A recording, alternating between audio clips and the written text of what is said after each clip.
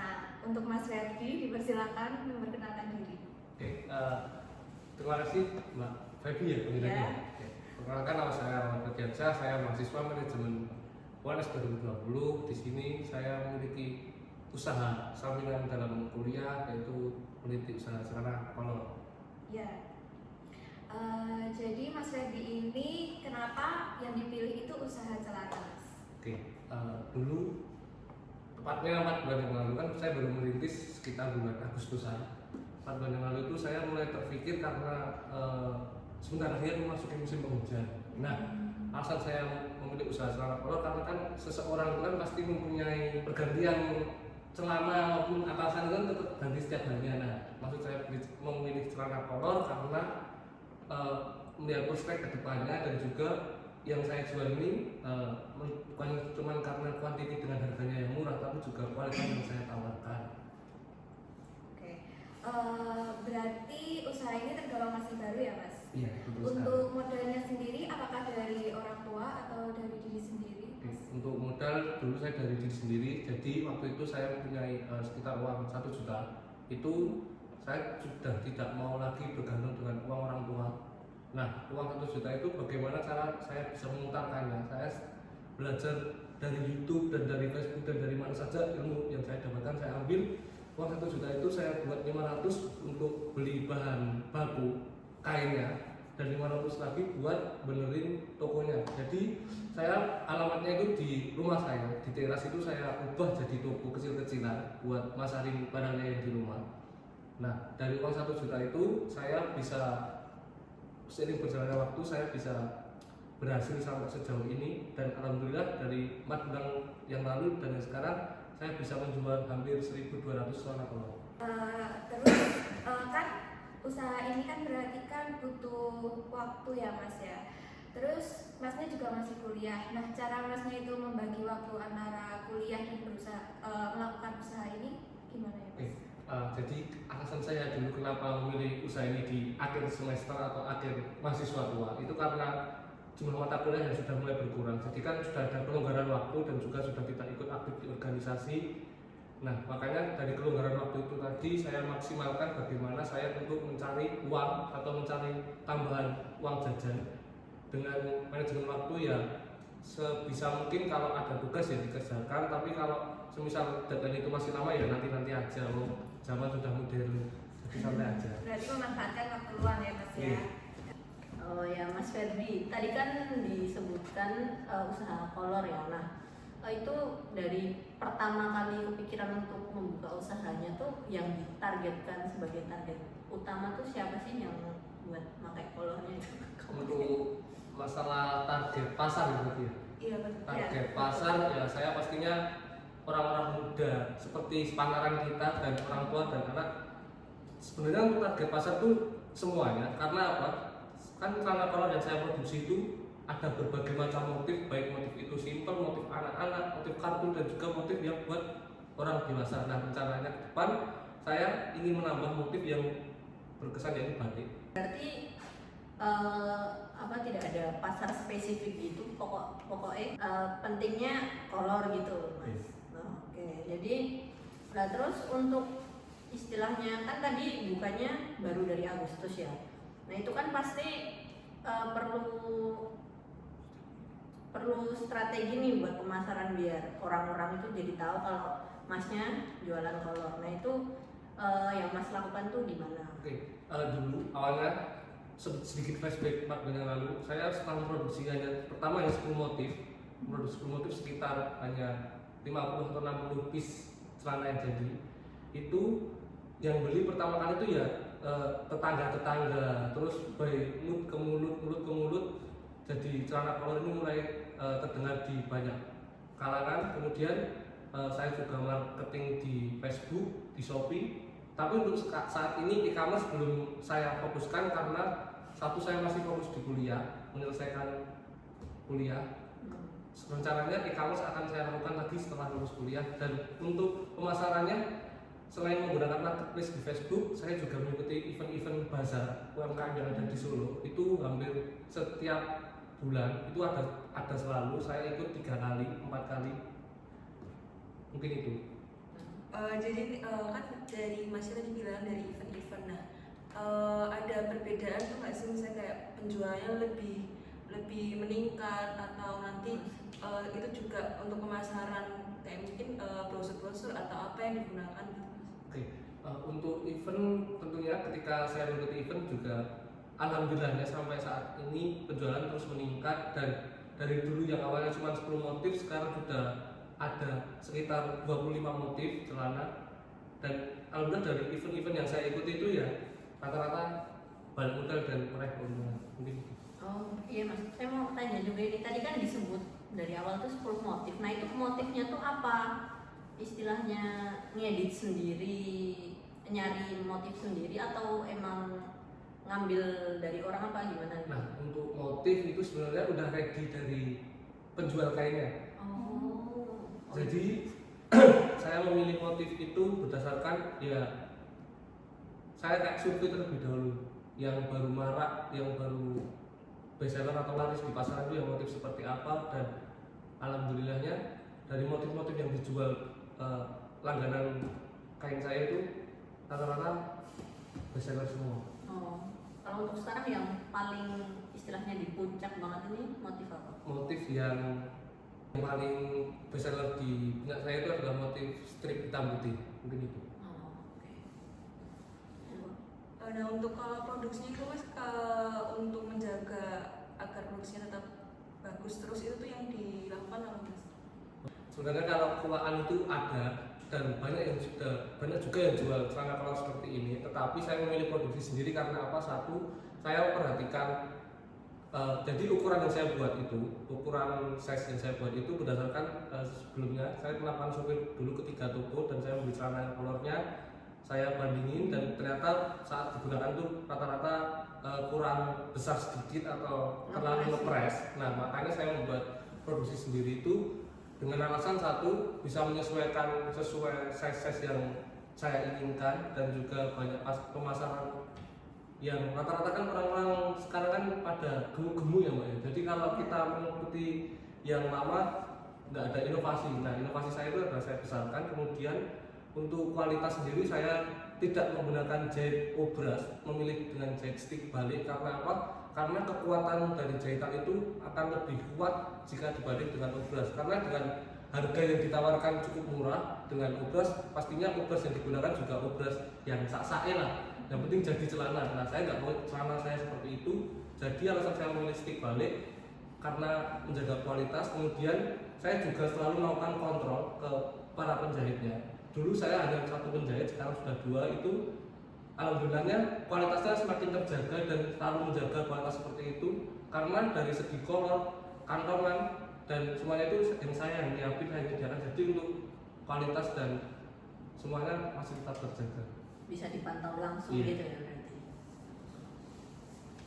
Kan tadi dari teknik apa namanya stick balik sama obras. Nah itu apa ada perbedaan perlengkapan yang digunakan untuk apa produksinya atau gimana? Oke, untuk obras itu adalah jenis tipe jahitan yang apa ya, menggunakan 4 jarum. Ada yang 4 jarum, 6 jarum. Setahu saya 4 jarum, 6 jarum. Kemudian kalau itu obras itu seharusnya mahal Mbak, kalau memakai obras. Jadi ya kalau dengan harga yang murah di obras, otomatis yang bagus kan harganya juga nggak masuk akal, nggak meraih keuntungan. Nah pastinya para pengguna obras itu juga obras yang sak-sak itu istilahnya ya ngawur, yang penting celana jadi. Saya nggak mau yang seperti itu, makanya saya memilih stick balik. Jadi kalau misal stick balik itu kalau celana itu sobek masih ada jahitan satu yang buat pengancingnya. Mas tadi kan Masnya bilang dari penjahitnya itu awalnya 1 terus sekarang 2. Itu sebenarnya karyawan dari Mas Ferdi sendiri atau Masnya tuh datang ke penjahit terus pesen terus minta model yang seperti yang diinginkan atau gimana? Nah dulu awalnya saya kan kena penjahit saya itu lokasinya di Klaten. Nah agak jauh memang, tapi karena apa? Karena sudah dari pengalaman. Jadi kenapa saya memilih, jadi lokasi penjahit saya itu ada di Klaten, dan kenapa saya memilih sana karena pengalaman dari omongan teman dan kerabat saya bahwa Klaten kan banyak penjahit. Nah kemudian saya memilih menjahit itu berdasarkan satu kemampuannya dan juga kedua pengalamannya dalam menjahit sudah berapa lama. Nah kemudian saya tidak menerapkan sistem borongan. Kalau jahitan borongan itu pasti yang jahit berdasarkan ngejar kuantitasnya, nggak ngejar kualitasnya. Nah, saya memilih agak mahal sedikit, tapi kualitas saya tetap terjaga. Gitu. Next. Saya mau nanya Mas, yang tadi yang terkait borongan itu, Mas itu menerima pesanannya itu sesuai orderan kemudian disetorkan untuk diproses atau memang menyediakan stok dulu terlebih dahulu? Oke, untuk saya menyediakan stok. Tapi juga menerima request atau misalnya kan mungkin ada yang size-nya ada yang sampai XXL gitu. Oke. Untuk size di celana kolor saya itu ada 3, Mbak. Yang pertama anak, yang kedua standar itu sekitar, yang ketiga jumbo. Nah, anak itu bisa dipakai untuk muat hingga 40 kg. Jadi saya penerapannya itu berdasarkan kilogram seseorang dan juga lingkar pinggangnya. Nah, setelah anak hingga 40 kg, untuk yang standar bisa muat untuk 75 kg. Kalau yang jumbo itu bisa up to 75 kg hingga 110 kg untuk ukurannya. Jadi saya nggak menerapin S, M, L, XL ataupun XXL, tapi saya lebih memilih dari ketiga itu tadi. Berarti Mas tadi kan disebutin untuk sekarang mungkin ada kurang lebih 2 penjahit yang emang udah rutin masukin jahitan celana gitu Mas. Nah selain 2 penjahit itu, apakah ada karyawan lain yang membantu buat produksi celana ini, semisal untuk pengiriman atau gimana, atau masih sama Masnya sendiri semuanya? Oke, untuk mengenai karyawan, saya saat ini untuk masalah produksi masih sendiri. Tetapi untuk ketika mengikuti event-event bahasa yang saya ikuti itu, saya dibantu dengan satu karyawan, yaitu adik ponakan saya, yang membantu saya mulai dari produksi hingga sampai, dan mulai sekarang dia membantu saya untuk produksi dan juga pengambilan celana dan pengiriman celana dan ya COD-COD yang bantuin adik saya. Berarti untuk misalkan pengrekrutan karyawan selanjutnya pun mungkin lebih masih di orang sekitar juga ya Mas? Mas saya mau tanya itu berarti untuk adiknya itu kan berarti bukan karyawan tetap ya di sini? Bukan. Itu untuk istilahnya bayarannya itu bagaimana? Oke, Upah? saya bayarnya per hari. Itu biasanya dia mulai bantuin saya itu dari jam 5 sore sampai jam 9 malam. Itu saya kasih 25.000.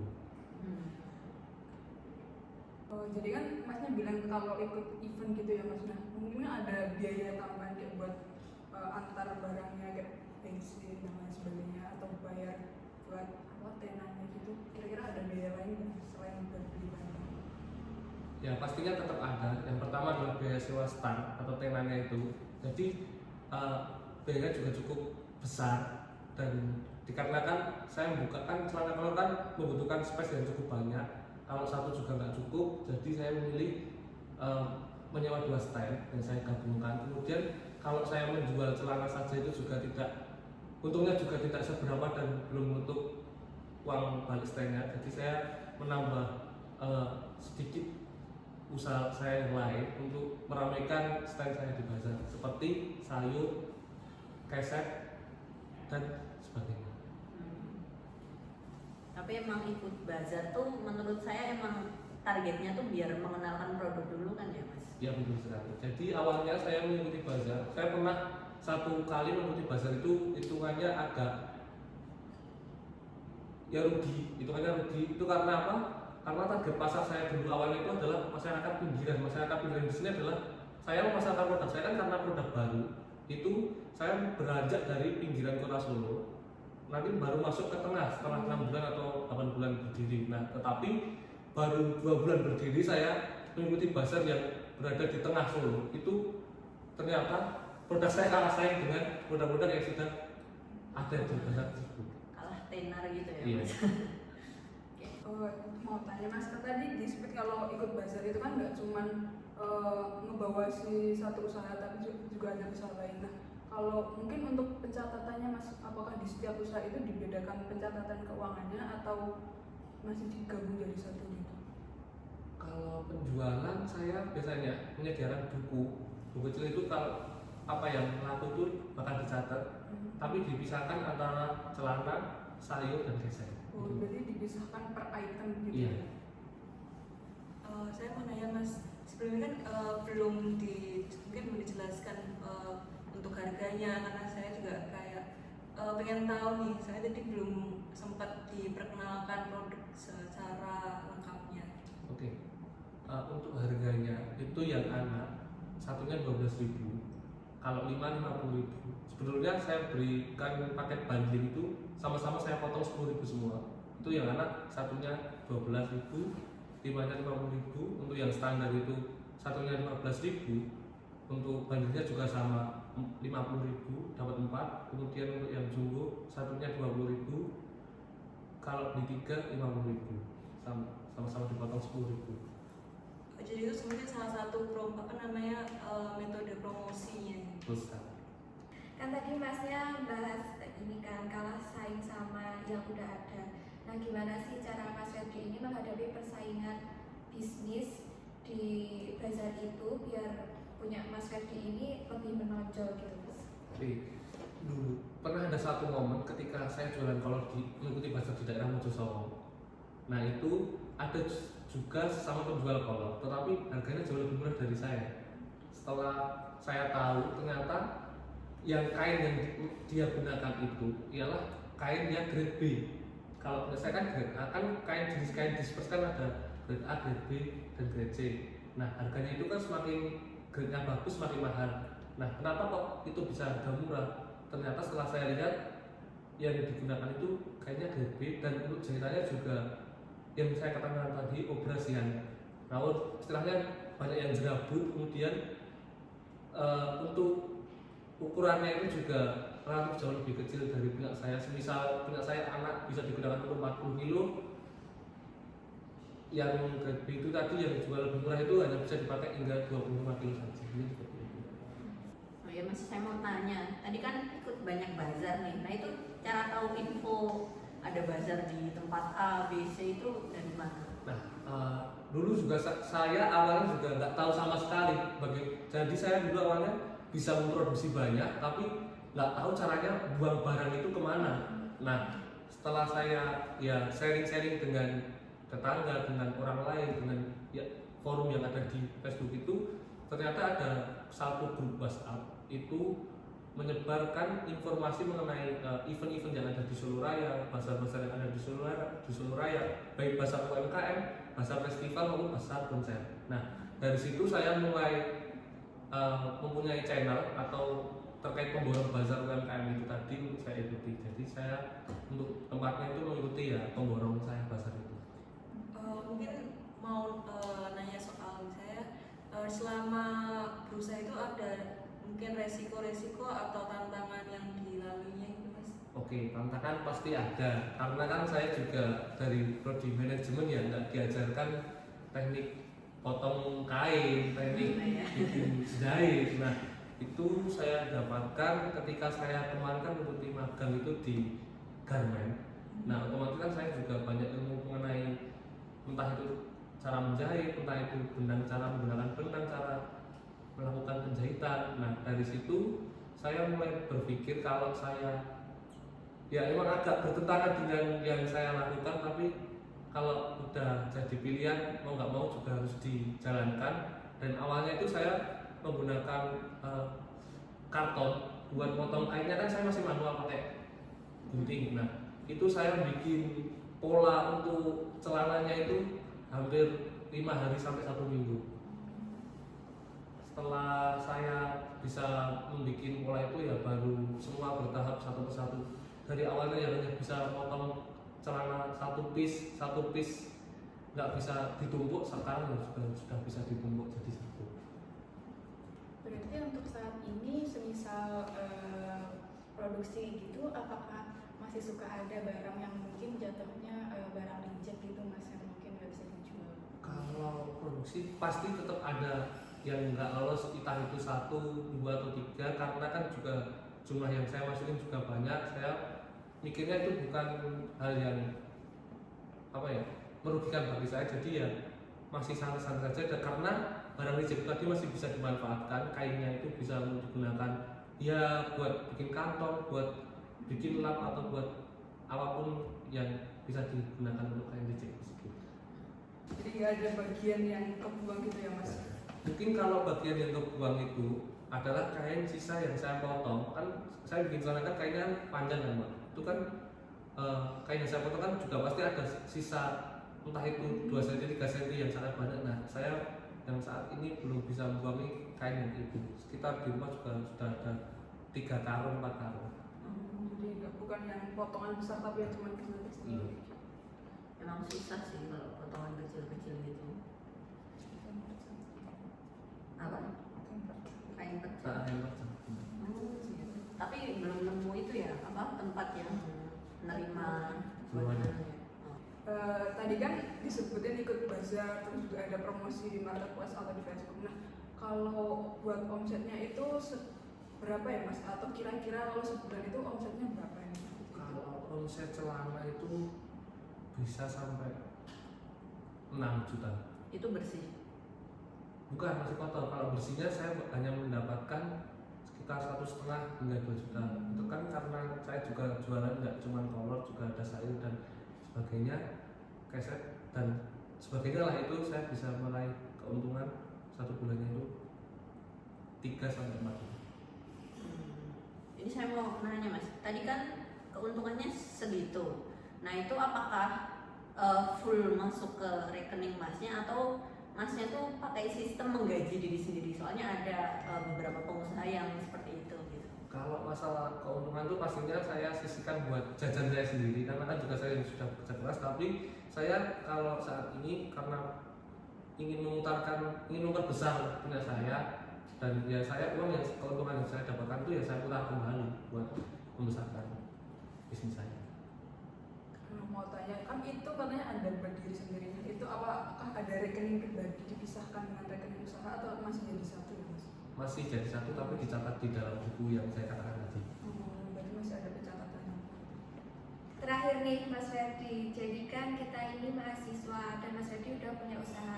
Motivasi buat orang-orang seumuran kita atau seumuran Mas Ferdi untuk memulai usaha itu gimana Mas? Kan biasanya mahasiswa tuh masih takut kalau nggak berhasil, terus takut untuk memulainya, takut kalah saing dan lain-lain. Itu gimana Mas? Oke, untuk memotivasi orang lain ya mungkin dari saya, karena juga saya masih merintis ya. Rintislah usaha sedini mungkin, karena kedepannya nggak ada yang tahu. Yang penting kita niati usaha yang akan kita jalani, kemudian setelah kita niati ya kita lakukan dengan tulus, hati yang ikhlas, dan tentunya juga diiringi dengan doa. Karena ketiga itu merupakan kunci yang utama ketika kita ingin merintis sesuatu yang akan kita jalani. Dan fokus saya ketika saya jualan ya ada satu pepatah itu, rasa khawatir marah rezeki, titik wae karena rumah di iso mangan. Jadi jangan takut untuk mulai usaha.